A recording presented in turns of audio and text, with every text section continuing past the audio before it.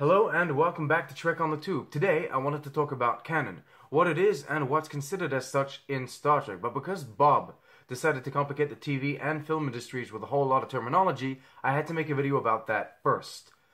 Thanks, Bob.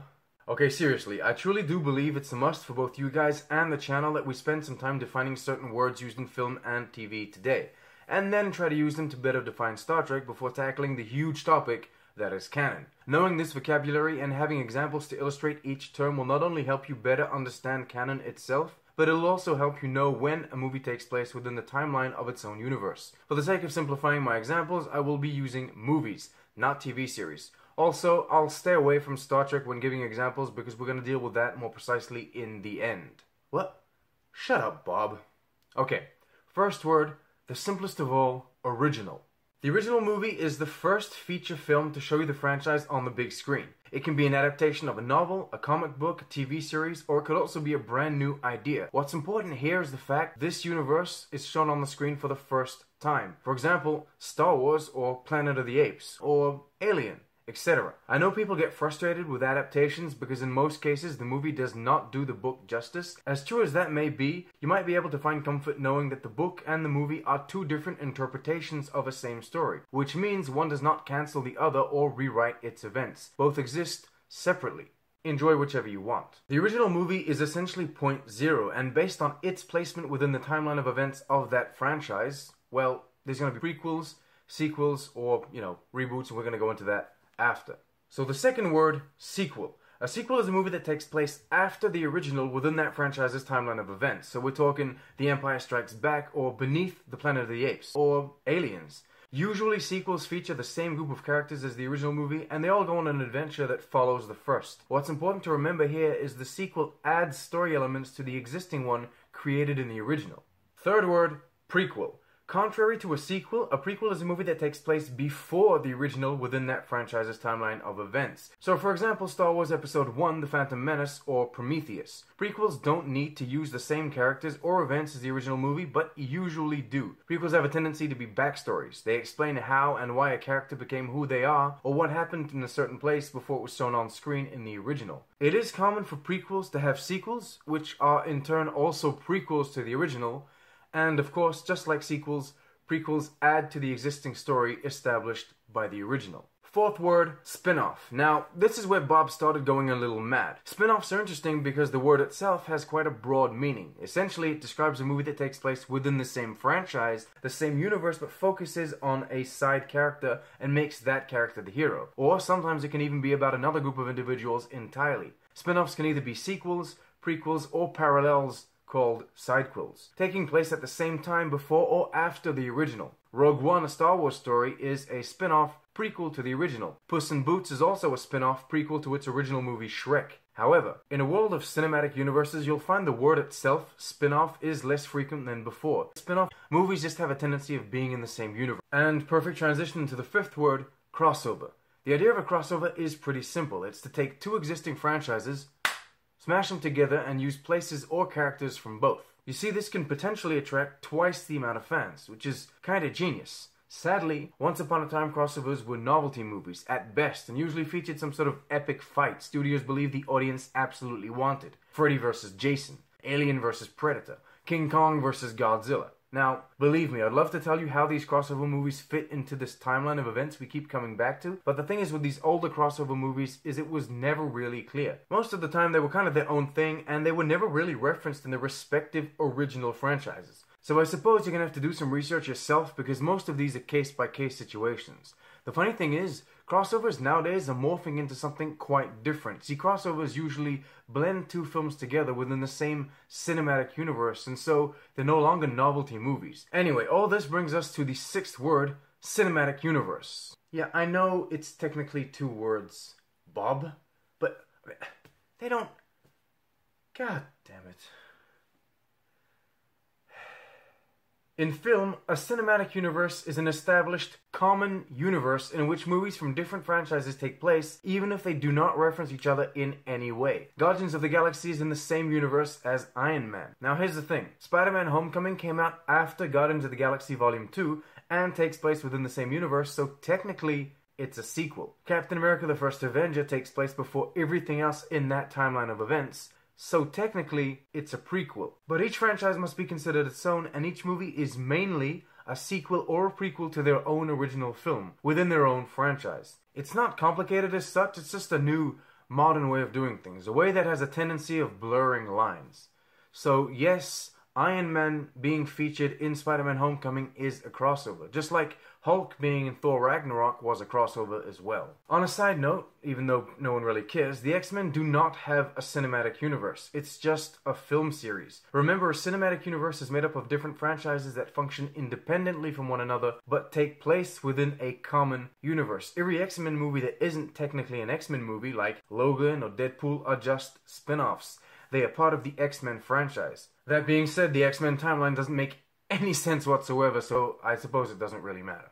Okay, those were the first 6 words, and one very important thing to note about them all is they each continue the story created by the original film. Whether you're making a prequel, a sequel, or a spin-off based off the original film, whether you're creating a cinematic universe or crossing over franchises, the timeline of events still encompasses one long-lasting story. Of course, to make things complicated, some movies have to do all of these things at once. Fantastic Beasts: The Crimes of Grindelwald. It is technically a crossover sequel of a spin-off prequel to the original Harry Potter franchise that all takes place within the same cinematic universe. And that's probably why nowadays it's just easier to say the movie takes place in the same universe. Alright, the 2 following words are probably the most radical because, you see, they effectively remove everything and anything that came before. We'll start with the 7th word, remake. A remake is by definition something remade. The idea is to take an existing film and do it again. It's a cheap way of both attracting new fans and old ones motivated by nostalgia. But here's the thing about remakes. The goal is not to bring something new to the franchise or grow the story. The goal is to present a younger audience with a movie they're more likely to accept. Younger, more popular actors are used, as well as better CGI, modern storytelling, and directing. All these new elements are used to enhance the viewing experience without actually having to come up with something original.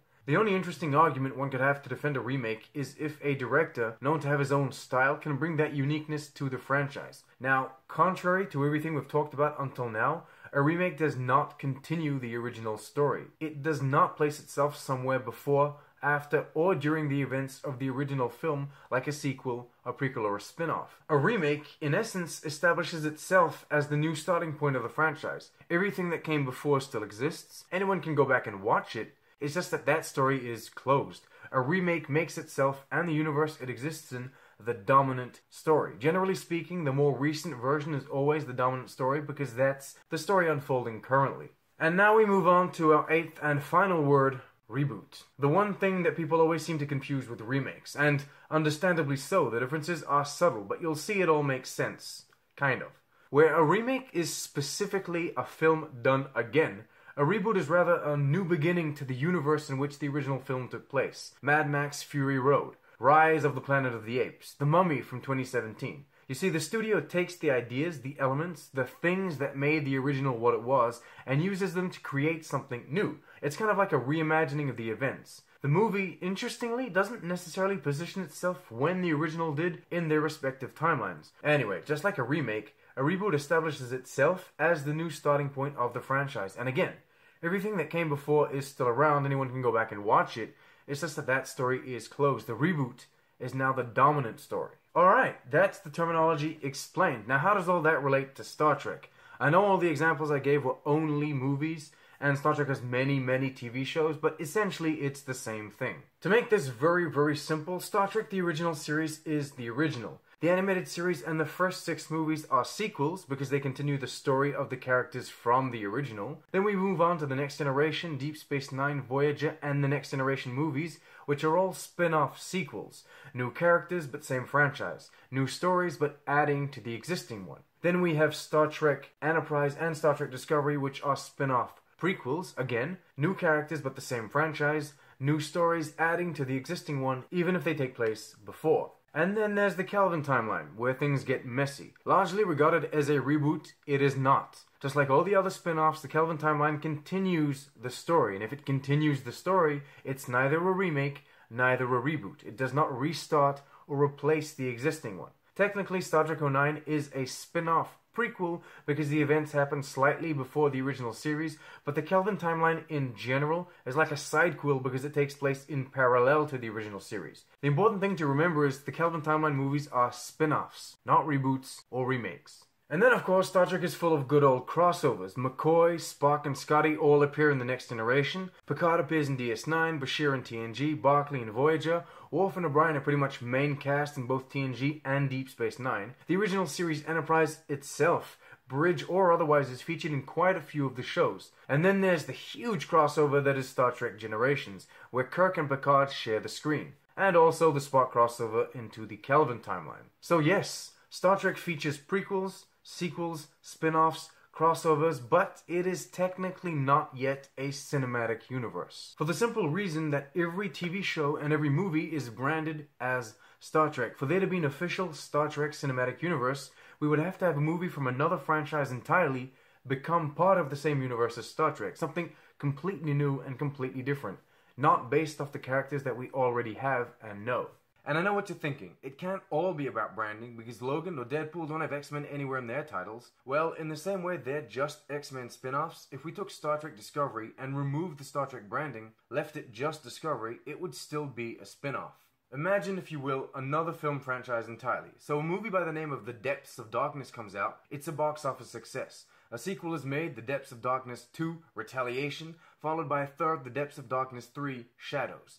This franchise, which for the moment is just a series of films, has nothing to do with Star Trek whatsoever, except for the fact they're all released by the same studio. But one day, a new movie starting another franchise, Realms, comes out and it features characters from both Star Trek and The Depths of Darkness fighting against a common enemy. Boom! You have a crossover movie, comparable to the Avengers and the beginning of a cinematic universe or a shared, common, extended, expanded universe, it doesn't matter. A universe that Star Trek is a part of. The thing is, when it comes to Star Wars or Star Trek, it's going to be very difficult to actually have them belong in a cinematic universe because of their scope. They already deal with stories that take place all over the galaxy. It wouldn't be as easy as taking, say, G.I. Joe and crossing it over with Transformers, or Men in Black with 21 Jump Street. Okay, well, that was fun. Thank you very much for forcing me to do that, Bob. I hate you. Everyone hates you. Go home. I hope you all now have a better understanding of what's going on your screens and what's going on in Star Trek. I will very soon be making a video about Canon, and in that video I will be referencing this one. That's why it was made. Thank you very much for watching. I've also got a racist video in the works. Remember to like, comment, subscribe, share with your friends, and live long and prosper.